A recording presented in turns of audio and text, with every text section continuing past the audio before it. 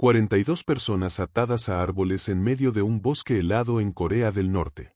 Las llamas comenzando a consumir sus cuerpos. Los gritos. El olor a carne quemada mezclándose con el aire gélido. La certeza absoluta de que morirían esa noche.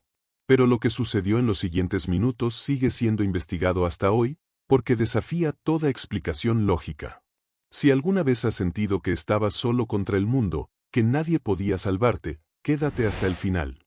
Dale like, suscríbete y comenta, porque esta historia te demostrará que incluso en el lugar más oscuro del planeta, hay una luz que ningún tirano puede apagar.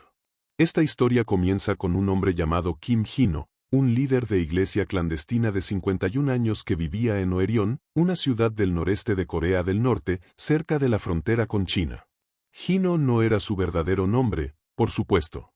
En Corea del Norte, los cristianos no tienen nombres reales. Tienen identidades falsas, vidas dobles, existencias fantasma. Porque ser cristiano en ese país no es solo ilegal, es considerado traición contra el Estado, contra el líder supremo, contra todo lo que el régimen representa. Hee-no había nacido en una familia de leales al partido. Su padre era oficial militar, su madre trabajaba en una fábrica estatal. Creció cantando himnos de alabanza al líder, memorizando las enseñanzas de la Juche, creyendo que su país era el paraíso en la tierra. Pero a los 23 años, durante un viaje de trabajo cerca de la frontera china, encontró algo que cambiaría su vida para siempre, una Biblia enterrada bajo las piedras de un río seco. La leyó en secreto durante 3 años. Cada palabra era un terremoto en su alma. Cada parábola desmantelaba décadas de adoctrinamiento. Y cuando finalmente se atrevió a orar por primera vez, solo, escondido en el sótano de su casa, sintió algo que nunca había experimentado: libertad. No la libertad física, sino algo más profundo. La libertad de su propia mente. Pasaron los años. Hee-no se casó con una mujer llamada Yejin, una maestra que compartía su fe secreta. Tuvieron 2 hijas que crecieron aprendiendo a vivir con 2 identidades, ciudadanas modelo del régimen en público, cristianas devotas en la oscuridad de su hogar. La familia se reunía con otros creyentes en sótanos, en cuevas, en bosques remotos, siempre cambiando de lugar, siempre mirando por encima del hombro. Vivían con el terror constante de ser descubiertos. Y ese terror estaba justificado. En Corea del Norte, si te descubren con una Biblia, no solo te arrestan a ti. Arrestan a 3 generaciones de tu familia. Tus padres, tus hijos, tus nietos. Todos enviados a campos de concentración donde la tasa de supervivencia es casi nula. Hee-no lo sabía.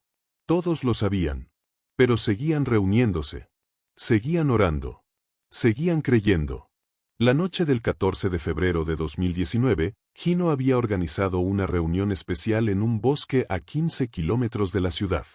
Era un lugar que habían usado antes, denso, difícil de acceder, perfecto para pasar desapercibidos.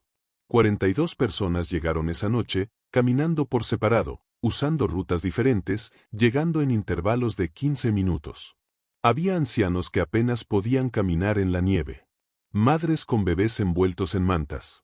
Jóvenes que arriesgaban todo por una hora de adoración libre. Hee-no los recibió uno por uno con abrazos silenciosos. Yejin había preparado té caliente en termos que habían traído escondidos. Las 2 hijas, ahora de 19 y 22 años, ayudaban a los ancianos a sentarse sobre mantas en el suelo congelado. La temperatura estaba varios grados bajo cero, pero nadie se quejaba. Estaban juntos. Estaban libres, aunque fuera por una hora. Comenzaron a cantar en susurros. Himnos antiguos que habían memorizado porque no podían tener libros de cánticos. La voz de Hee-no temblaba, no de frío, sino de emoción. Miró los rostros iluminados por la luz de una sola linterna cubierta con tela roja para que no se viera desde lejos. Vio esperanza en esos rostros. Vio paz. Vio algo que el régimen nunca había podido darles: propósito. Y entonces escucharon los ladridos de los perros. El sonido de botas aplastando la nieve. El crujir de ramas rompiéndose. Voces masculinas gritando órdenes. Hee-no sintió que su corazón se detenía. Miró a Yejin y vio el terror reflejado en sus ojos. Ella sostenía a sus 2 hijas, intentando protegerlas con su cuerpo, pero ya era demasiado tarde. 40 soldados de la policía secreta rodearon el claro en menos de 30 segundos. Llevaban linternas potentes que convirtieron la noche en día. Los perros gruñían, tirando de sus correas. Un oficial alto, con el uniforme perfectamente planchado y una expresión de desprecio absoluto, caminó hasta el centro del grupo. «Así que aquí están los traidores», dijo con voz fría. «Los perros del Imperio Americano. Los enemigos del pueblo». Los golpes comenzaron de inmediato. Culatazos de rifles. Patadas. Puñetazos. Gino intentó proteger a su familia, pero lo derribaron de un golpe en la cabeza. Sintió el sabor metálico de la sangre en su boca. Escuchó a Yejín gritar. Escuchó a sus hijas llorar. Escuchó a los ancianos suplicar misericordia. Pero no hubo misericordia. Los soldados sacaron cuerdas gruesas y comenzaron a atar a las personas. Manos a la espalda. Cuerdas tan apretadas que cortaban la circulación. Gino fue arrastrado hacia un árbol grueso y atado al tronco con tal fuerza que apenas podía respirar. Uno por uno, los 42 fueron amarrados a diferentes árboles alrededor del claro. Yejín estaba atada a un árbol a 5 metros de distancia, con sus 2 hijas amarradas al árbol junto a ella. Podían verse. Podían escucharse. Pero no podían tocarse. El oficial alto encendió un cigarrillo y caminó lentamente entre los árboles, observando a sus prisioneros como un granjero inspeccionando ganado. El líder supremo es misericordioso, dijo con sarcasmo. Les da una oportunidad. Renuncien a su falso Dios. Escupan en su Biblia imaginaria. Griten lealtad al líder supremo, y quizás, solo quizás, sus muertes sean rápidas. Silencio. Nadie habló. Nadie renunció. Gino miró a Yejín a través de la distancia. Ella le devolvió la mirada, y en sus ojos vio algo que lo hizo sentirse más fuerte, determinación. Estaban juntos hasta el final. El oficial tiró su cigarrillo al suelo y lo aplastó con el tacón de su bota. Como quieran, dijo. Preparen los bidones. Los soldados trajeron contenedores de gasolina. El olor acre llenó el aire helado. Gino sintió que su estómago se retorcía. No era posible. No iban a hacer esto. Pero entonces vio cómo comenzaban a rociar gasolina sobre la ropa de las personas atadas. Sobre sus cabezas. Sobre sus cuerpos indefensos. Cuando llegaron a él, cerró los ojos. El líquido frío empapó su chaqueta, su cabello, su piel. El olor era tan intenso que le quemaba los pulmones. Escuchó a sus hijas sollozar. Escuchó a Yejín cantar suavemente un himno, su voz quebrándose pero sin detenerse. Escuchó a los ancianos rezar en voz alta, desafiantes hasta el final. Gino abrió los ojos y miró al cielo. Las estrellas brillaban con claridad brutal en la noche sin nubes. Si existe un Dios, pensó, este es el momento de mostrarse. El oficial sacó un encendedor. Lo encendió. La pequeña llama naranja bailó en el aire helado. Por última vez, gritó. ¿Renuncian? Silencio. Solo el viento soplando entre los árboles. El oficial sonrió. Entonces ardan. Lanzó el encendedor hacia el primer árbol. Las llamas explotaron instantáneamente. La gasolina prendió con un rugido ensordecedor. El primer hombre atado comenzó a gritar, un sonido que Gino nunca olvidaría. Las llamas se extendieron al segundo árbol, luego al tercero. El calor era insoportable incluso a distancia. Gino vio cómo el fuego se acercaba a donde estaba su familia. Tiró de las cuerdas con desesperación, sintiendo cómo cortaban su piel, pero era inútil. Cerró los ojos y esperó sentir las llamas. Esperó el dolor. Esperó la muerte. Pero lo que sintió fue algo completamente diferente. Un golpe de viento tan fuerte que lo hizo abrir los ojos de golpe. No fue una brisa. Fue como si un huracán hubiera surgido de la nada. Las llamas, que segundos antes crecían sin control, comenzaron a moverse en dirección contraria. Se inclinaban hacia atrás, alejándose de los cuerpos atados, como si una mano invisible las empujara. Los soldados retrocedieron, confundidos.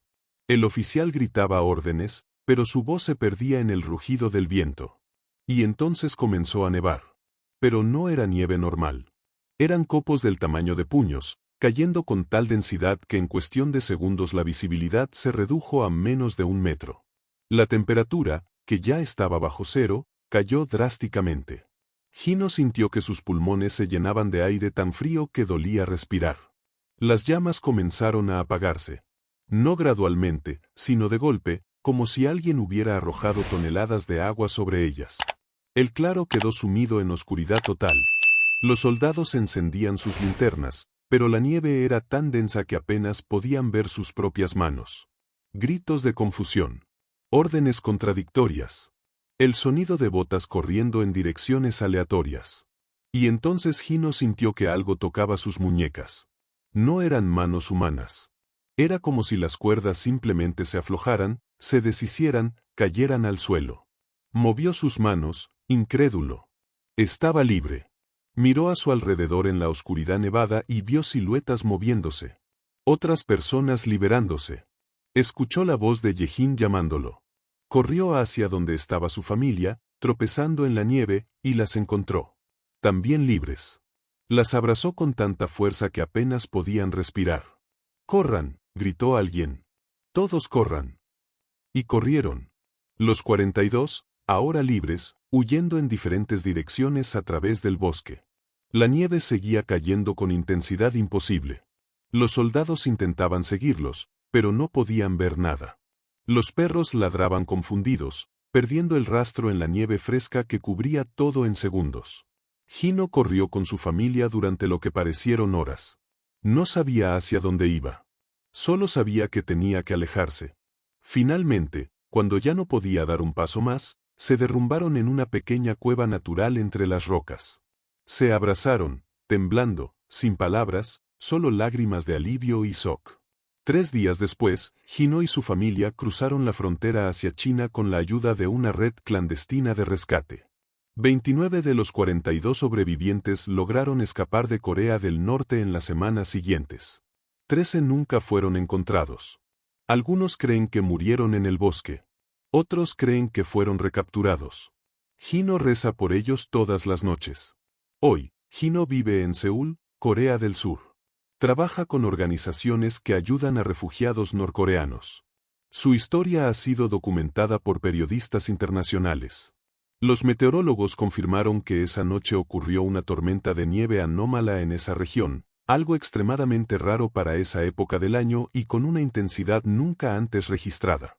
Los registros satelitales muestran que la tormenta duró exactamente 17 minutos y se concentró únicamente en un área de 2 kilómetros cuadrados alrededor del bosque. Las autoridades norcoreanas nunca hablaron públicamente del incidente. Oficialmente, nunca ocurrió.